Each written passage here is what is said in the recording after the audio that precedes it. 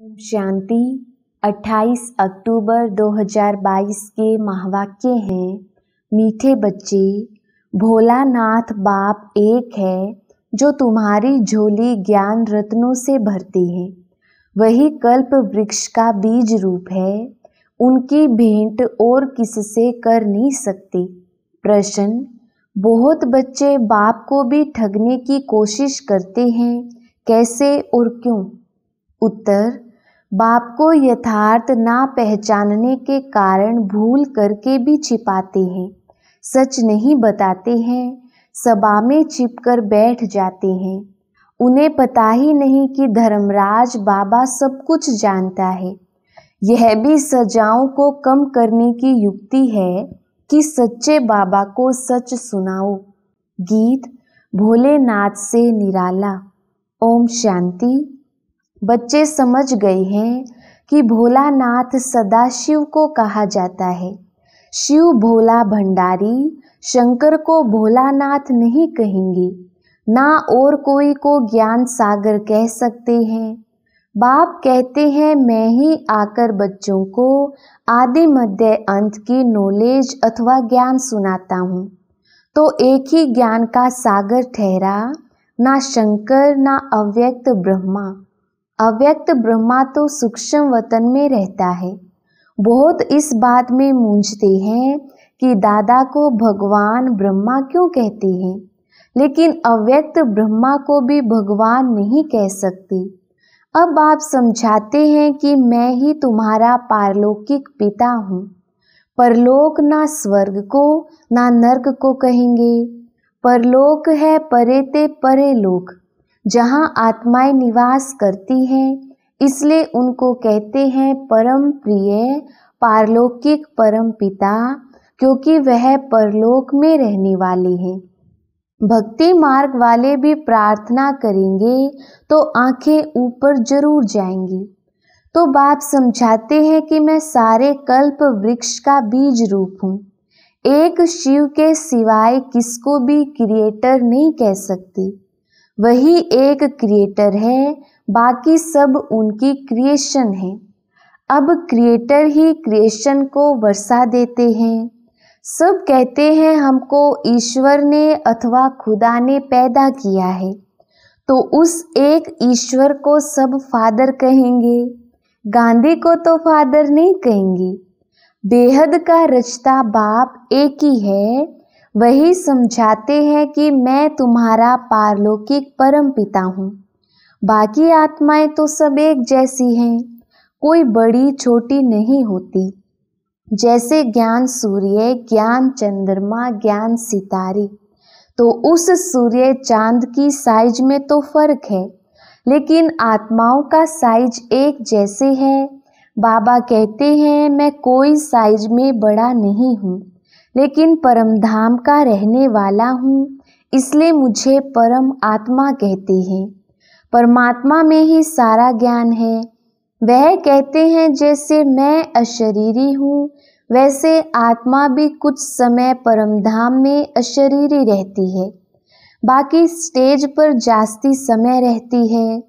तो जैसे तुम आत्मा सितारे सदृश्य हो, वैसे मैं भी हूँ। अगर मैं बड़ा होता तो इस शरीर में फिट नहीं होता। जैसे और सभी आत्माएं पाठ बजाने आती हैं, वैसे मैं भी आता हूँ। बाबा का भक्ति मार्ग से पाठ शुरू होता है। सतयुग त्रेता में तो पाठ ही नहीं। अब खुद आकर हमको पूरा वर्षा देते हैं। अपने से भी 2 रत्ती ऊपर ले जाते हैं। हमको ब्रह्मांड और सृष्टि दोनों का मालिक बनाते हैं। यह तो हरेक बाप का फर्ज होता है बच्चों को लायक बनाना। कितनी सेवा करते हैं। कोई के 7 बच्चे होते हैं, कोई डॉक्टर, इंजीनियर, वकील बनता है, तो बाप फूला नहीं समाता। लोग भी उनकी सराहना करते हैं कि बाप ने सब बच्चों को पढ़ाकर लायक बनाया है, परंतु सब एक जैसे तो नहीं बनते। कोई क्या बनता, कोई क्या। वैसे बाबा कहते हैं मैं तुमको कितना लायक बनाता हूँ। ये बाबा देखो कैसा है। इनका स्थूल नाम रूप कोई है नहीं, दूसरे के तन में प्रवेश कर पढ़ाते हैं। यह हूबहू कल्प पहले वाली पाठशाला है, तो जरूर गीता के भगवान ने गीता पाठशाला बनाई है, जहाँ सबको ज्ञान घास ज्ञान अमृत खिलाया है। कोई कहते श्री कृष्ण की गौशाला, कोई कहते ब्रह्मा की, लेकिन है क्या जो शिव बाबा को शरीर ना होने कारण ब्रह्मा से मिला दिया है। बाकी श्री कृष्ण को तो गौ पालने की दरकार नहीं, श्री कृष्ण को पतित पावन नहीं कहते। गांधी भी गीता को उठाए मुख से सीताराम उच्चारते रहते थे, क्योंकि वह राम कृष्ण कच्छ मच्छ सब में भगवान मानते हैं। पहले हम भी ऐसे समझते थे, हमारी भी बुद्धि का ताला बंद था, अब बाप ने आकर जगाया, सभी को कब्र से निकाल वापिस ले जाते हैं। मच्छरों के सदृश फिर उतरते धीरे धीरे अपने समय पर हैं। तुमको बाप समझाते हैं कि मुझ एक को याद करो, स्टूडेंट को भी बाप टीचर याद रहता है। तुमको तो बाप पढ़ाते हैं, यही तुम्हारा गुरु भी है।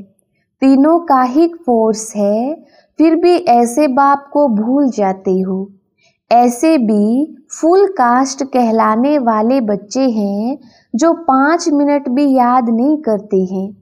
तब कहते हैं अहो मम माया, मैं बच्चों का ताला खोलता हूँ, तुम बंद कर देती हो। जरा भी विकार में गया तो बुद्धि का ताला लॉकअप हो जाता है। फिर भी सच सुनाने से सजा कम हो जाती है। अगर आपे ही जाकर जज को अपना दोष बताए तो कम सजा देंगे। बाबा भी ऐसे करते हैं। अगर कोई बुरा काम कर छिपाता है तो उसको कड़ी सजा मिलती है। तो धर्मराज से कुछ छिपाना नहीं चाहिए। ऐसे बहुत हैं जो विकार में जाकर फिर छिपकर सभा में बैठ जाते हैं, लेकिन धर्मराज से क्या छिपा सकते हैं। निश्चय नहीं है तो ऐसे बाप को भी ठगने की कोशिश करते हैं, लेकिन साकार को भल ठग लें, निराकार बाबा तो सब जानते हैं। तुम्हें इस तन से शिक्षा भी वही दे रहे हैं। तुमसे बहुत पूछते हैं कि दादा के तन में परमात्मा कैसे आते हैं। यह तो गृहस्थी था, बाल बच्चे थे, इसमें कैसे आते हैं। क्यों नहीं कोई साधु संत के तन में आते हैं। लेकिन परमात्मा को तो पतितों को पावन बनाना है। जो पुजारी से पूज्य बना रहे हैं, ये भी जैसे बाजोली खेलते हैं। ब्राह्मण ही देवता, फिर क्षत्रिय वैश्य, यह वर्ण भी भारत में है, और कहाँ वर्ण नहीं। अब मैंने 15 मिनट भाषण किया, ऐसे तुम भी समझा सकते हो। बाबा करके डायरेक्ट बात करते हैं। तुम कहेंगे शिव बाबा ऐसे समझाते हैं। शिव अलग है, शंकर अलग है। ये भी साफ साफ समझाना है। ये है बाबा का परिचय देना। जब गवर्नमेंट का किताब निकलता है हु इज़ हु, वैसे ही हु इज़ हु प्रीआर्डेंट ड्रामा। हम कहेंगे ऊंचे ते ऊंचा शिव बाबा, फिर ब्रह्मा विष्णु शंकर, फिर लक्ष्मी नारायण राम सीता, फिर धर्म स्थापन करने वाले। इस रीति दुनिया पुरानी होती जाती है। तुम देवताएं वाम मार्ग में चले जाते हो। अब बाप आकर जगाते हैं, कहते हैं सब मेरे हवाले कर दो और मेरी मत पर चलो। श्रीमत तो उनकी कहेंगे। बाकी लक्ष्मी नारायण राम सीता जिनको याद करते वह सब वाम मार्ग में चले गए। और कौन श्रीमत दे सकता है। भक्तों की मनोकामना भी बाबा ही पूरी करते। भल कोई कचमच में भावना रखे तो उनकी भी भावना मैं पूरी करता हूँ। उसका अर्थ यह निकाला है कि कचमच सब में भगवान है। बाबा बहुत राज समझाते हैं, लेकिन समझने वाले नंबरवार हैं तो पद भी नंबरवार हैं। ये डीटी किंगडम स्थापन हो रही है, धर्म नहीं। धर्म तो दूसरे धर्म वाले स्थापन करते हैं। शिव बाबा तो ब्रह्मा द्वारा राजाओं का राजा बनाते हैं। राजाओं का राजा का अर्थ भी तुमको समझाया है। तुमको भिखारी राजाएं पूजते हैं तो कितना बड़ा पद तुमको मिलता है। बाबा की मीठी मीठी बातें तुमको बहुत अच्छी लगती हैं, परंतु फिर उठकर चाय पी तो नशा कम हो जाता है। गांव में गए तो एकदम उतर जाता है। यहाँ तो जैसे तुम शिव बाबा के घर में बैठे हो, वहाँ बहुत फर्क पड़ जाता है। जैसे पति जब प्रदेश जाते हैं तो पत्नी आंसू बहाती है, वह तो कोई सुख देते नहीं। यह बाबा तो तुम्हें कितना सुख देते हैं, तो इनको छोड़ने में भी रोना आता है। बहुत कहते हैं हम यहाँ ही बैठ जाएं, फिर आपके बाल बच्चे कहाँ जाएंगे। कहते हैं आप संभालो, हम कितनों के बच्चे संभालेंगे। लेकिन ठहरो, सर्विसेबल बनो तो तुम्हारे बच्चों का भी प्रबंध हो जाएगा। शुरू में थोड़े थे तो उनके बच्चे संभाले, अब कितने हैं। उनके बच्चे बैठ संभालें, उनसे कोई गुम हो जाए तो कहेंगे हमारा बच्चा गुम कर दिया। जिसको संभालने रखे वह भी कहेंगे हम औरों का कर्म बंधन क्यों संभालें। अच्छा, फिर तो एक ही शिव बच्चे को संभालो तो वह तुम्हारे बच्चे संभालेंगे। बाकी ऐसे बाबा को कभी फारकती मत देना। ऐसे बहुतों ने फारकती दी है, उन्हों को मूर्खों के अवतार कहीं। भल कोई ब्रह्मा कुमार कुमारी से रूठ जाओ, लेकिन शिव बाबा से कभी नहीं रूठना। वह तो तुमको राज्य भाग्य देने आया है। अच्छा, मीठे मीठे सिकिलधे बच्चों प्रति माता पिता बाप दादा का याद प्यार और गुड मॉर्निंग। रूहानी बाप की रूहानी बच्चों को नमस्ते। हम रूहानी बच्चों की रूहानी बाप दादा को याद प्यार गुड मॉर्निंग और नमस्ते जी। धारणा के लिए मुख्य सार। पहला पॉइंट, अपना सब कुछ बाप हवाले कर पूरा श्रीमत पर चलना है। कोई भी बुरा काम करके छिपाना नहीं है। जज को सच बताने से सजा कम हो जाएगी। दूसरा पॉइंट, बाप से कभी रूठना नहीं है, सर्विसेबल बनना है, अपने कर्म बंधन स्वयं काटने हैं। वरदान, संगम युग की हर घड़ी को उत्सव के रूप में मनाने वाले सदा उमंग उत्साह संपन्न भव। विस्तार, कोई भी उत्सव उमंग उत्साह के लिए मनाते हैं। आप ब्राह्मण बच्चों की जीवन ही उत्साह भरी जीवन है। जैसे इस शरीर में श्वास है तो जीवन है, ऐसे ब्राह्मण जीवन का श्वास ही उमंग उत्साह है। इसलिए संगम युग की हर घड़ी उत्सव है, लेकिन श्वास की गति सदा एक रस नॉर्मल होनी चाहिए। अगर श्वास की गति बहुत तेज हो जाए या स्लो हो जाए तो यथार्थ जीवन नहीं कही जाएगी। तो चेक करो कि ब्राह्मण जीवन के उमंग उत्साह की गति नॉर्मल अर्थात एक रस है। स्लोगन, सर्व शक्तियों के खजाने से संपन्न रहना, यही ब्राह्मण स्वरूप की विशेषता है। मातेश्वरी जी के अनमोल महावाक्य।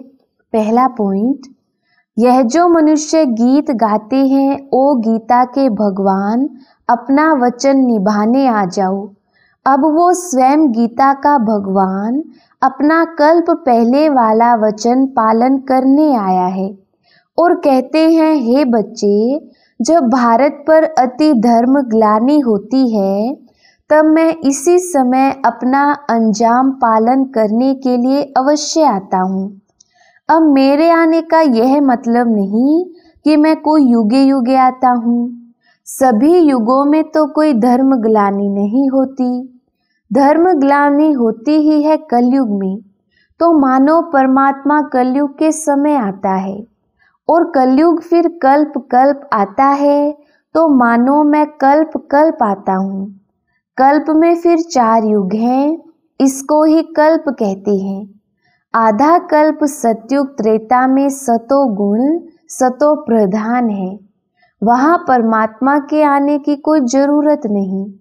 और फिर तीसरा द्वापर युग से तो फिर दूसरे धर्मों की शुरुआत है। उस समय भी अति धर्म ग्लानि नहीं है। इससे सिद्ध है कि परमात्मा तीनों युगों में तो आता ही नहीं है। बाकी रहा कलयुग, उसके अंत में तो अति धर्म ग्लानि होती है। उसी समय परमात्मा आए, अधर्म विनाश कर सत धर्म की स्थापना करता है। अगर द्वापर में आया हुआ होता तो फिर द्वापर के बाद तो सतयुग होना चाहिए, फिर कलयुग क्यों? ऐसे तो नहीं कहेंगे परमात्मा ने घोर कलयुग की स्थापना की। अब यह तो बात नहीं हो सकती, इसलिए परमात्मा को कहते हैं मैं एक हूँ और एक ही बार आए अधर्म का विनाश कर, कलयुग का विनाश कर सतयुग की स्थापना करता हूँ। तो मेरे आने का समय संगम युग है। दूसरा पॉइंट, अब यह तो हम जानते हैं कि मनुष्य आत्मा की किस्मत बनाने वाला कौन है और किस्मत बिगाड़ने वाला कौन है। हम ऐसे नहीं कहेंगे कि किस्मत बनाने वाला बिगड़ी वाला वही परमात्मा है। बाकी यह जरूर है कि किस्मत को बनाने वाला परमात्मा है और किस्मत को बिगाड़ने वाला खुद मनुष्य है। अब ये किस्मत बने कैसे और फिर गिरे कैसे, इस पर समझाया जाता है। मनुष्य जब अपने को जानते हैं और पवित्र बनते हैं तो फिर से वो बिगड़ी हुई तकदीर को बना लेते हैं। अब जब हम बिगड़ी हुई तकदीर कहते हैं तो इससे साबित है कोई समय अपनी तकदीर बनी हुई थी जो फिर बिगड़ गई है। अब वही फिर बिगड़ी तकदीर को परमात्मा खुद आकर बनाते हैं। अब कोई कहे परमात्मा खुद तो निराकार है, वो तकदीर को कैसे बनाएगा? इस पर समझाया जाता है निराकार परमात्मा कैसे अपने साकार ब्रह्मा तन द्वारा अविनाशी नॉलेज द्वारा हमारी बिगड़ी हुई तकदीर को बनाते हैं। अब यह नॉलेज देना परमात्मा का काम है। बाकी मनुष्य आत्माएं एक दो की तकदीर को नहीं जगा सकती हैं। तकदीर को जगाने वाला एक ही परमात्मा है, तभी तो उन्हों का यादगार मंदिर कायम है। अच्छा, ओम शांति।